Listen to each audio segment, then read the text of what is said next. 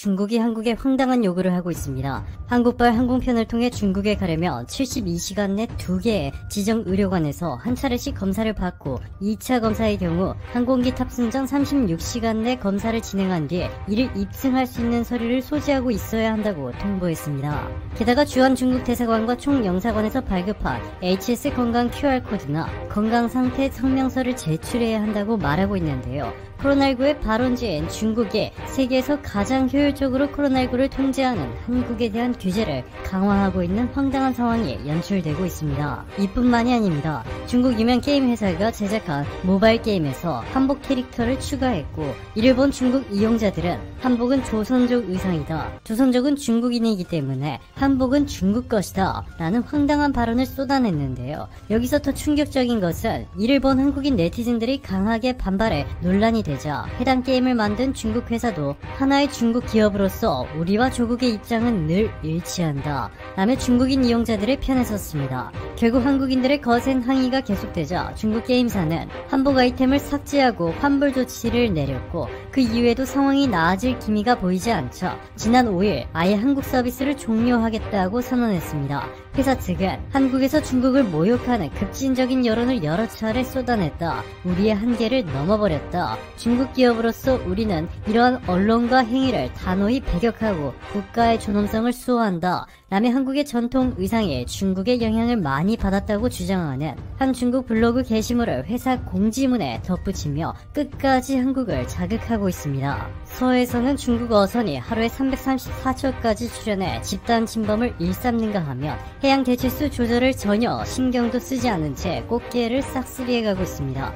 게다가 현재 보이는 사진이 바로 중국 군용기가 그동안 얼마나 많이 한국 방공 식별구역에 침범했는지를 보여주고 있습니다. 최근 발표된 미국 과학자연맹 보고서에 따르면 지난 7년간 중국은 한국, 일본, 대만의 방공 식별구역을 최소 4,000회 이상 침범했고, 한국 방공 식별구역을 침범한 횟수는 언론을 통해 알려진 것만 295회라고 전해졌습니다. 특히 지난해 중국은 20차례 이상 한국 방공 식별구역을 침범했는데 그중 딱 한 번만 한국 측에 비행 정보를 알린 것으로 알려졌습니다. 그것도 진입이 가능한지 물어본 것이 아니라 진입 직전 통보를 한 것이죠.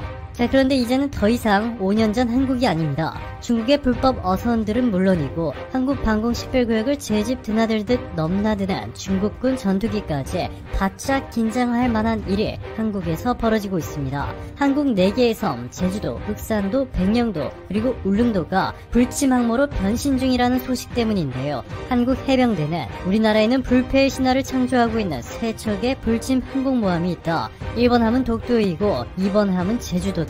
그리고 3번 함은 서해 최북단에서 우리나라 최고의 명품 무기로 무장하고 결전의 순간을 기다리고 있는 귀심 잡는 해병이 승선하고 있는 백령도다 라고 전했습니다. 중국과의 거리가 불과 187km 밖에 되지 않는 백령도에 오래전부터 민간 군 겸용 공항을 세워야 한다는 의견이 제시됐지만 환경단체의 강한 반발로 시작조차 못하고 있었습니다. 자, 그런데 최근 국토부 투심위가 심의한 결과 백령공항은 옹진군 백령면 진총리 솔개 간척지 24만 4천 제곱미터 땅에 50인승 소형 항공기가 운항할 수 있도록 활주로 1.2km, 여기에 여객터미널까지 갖춘 민간 군 겸용 공항으로 집계되고 총 사업비는 1,740억 원, 경제성 평가 지수인 비용 대비 편익도 2.19를 기록했습니다. 비용 대비 편익은 1이 넘으면 경제성이 있다는 얘기인데 백령공항은 2를 웃돌고 있습니다. 여기에 백령도 주민들까지 적극 찬성하고 있는데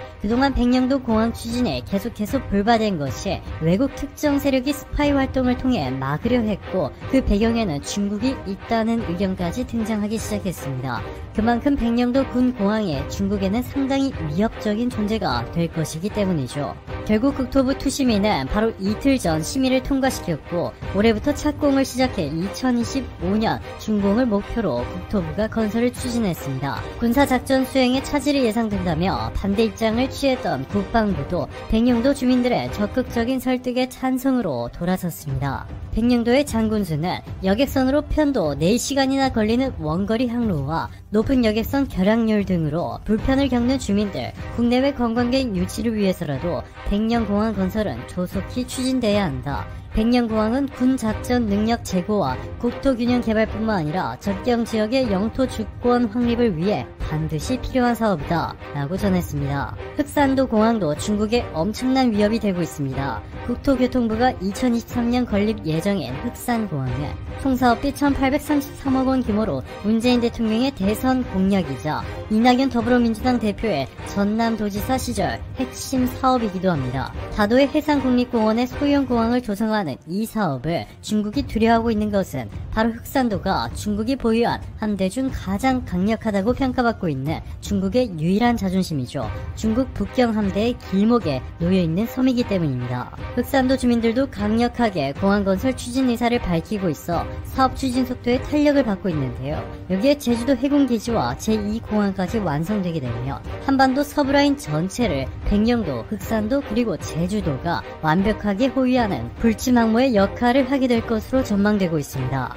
한국의 섬이 불침 항공모함으로 변신하고 있는 것은 서쪽만이 아닙니다. 동쪽에서도 독도와 울릉도가 일본의 상당한 위협이 되기 시작했습니다. 현재까지는 독도 주변 지역에서 비상 상황이 발생할 경우 한국 공군은 대구국제공항이나 강릉공항에서 전투기가 발진해야만 했습니다. 독도까지 거리가 상당히 멀 뿐만 아니라 독도와 아주 가까운 오키섬에서 항공자위대 전투기 발진이 가능한 일본에 비해 너무나도 불리한 상황이었죠. 그런데 국토교통부가 울릉공항 건설 사업 총 사업비를 최종 확보하면서 2025년 개항을 목표로 사업 발주를 이미 시작했고 총 6,633억 원을 투입해 1,200m급 활주로와 여객터미널의 건설을 추진하고 있습니다. 이미 울릉도 성인봉 정상에 동해 전체를 볼 수 있는 장거리 레이더 기지를 건설하고 대한민국 공군은 중령을 부대장으로 한 835 부대를 운영하고 있습니다. 이 부대 덕분에 한국은 독도로 날아오는 일본 해상자위대의 P-3C기를 조기에 발견해 대처할 수 있었는데요.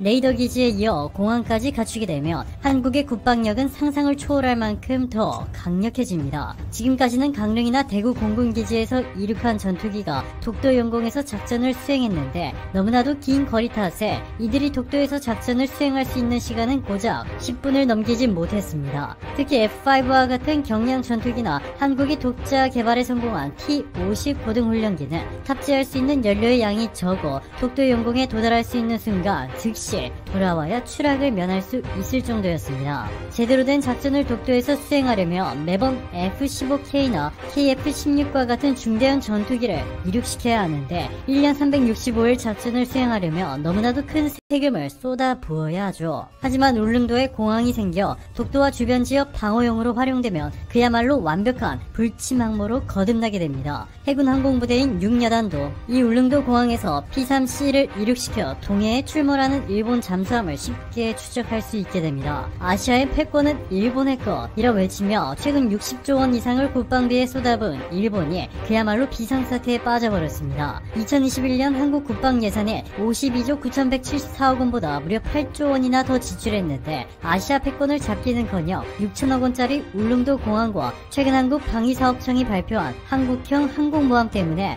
상당한 위협을 받기 시작했습니다. 방사청에 따르면 한국형 항공모함 프로젝트에는 국방과학연구소, 한국기계연구원, 항공우주연구원뿐만 아니라 LIG 넥스원, 부산대학교 재료연구소 등 총 7개의 기관이 참여해 1000도씨 이상의 열을 견딜 수 있는 코팅제를 적용시켜 항공모함에서 전투기의 수직 이착륙을 가능케 만들 계획입니다. 긴 활주로가 필요한 항공모함의 경우 일반적으로 6만 톤급에서 최대 9만 톤급까지 크기가 커지는데 이는 비용도 많이 들 뿐더러 상당히 비효율적입니다. 그런데 한국이 개발에 착수한 항공모함은 고작 3만 톤, 고열에 견디는 신소재 개발을 통해 미국, 러시아 등 군사 최강국들조차 어려움을 겪고 있던 이 문제를 한 번에 해결할 전망입니다.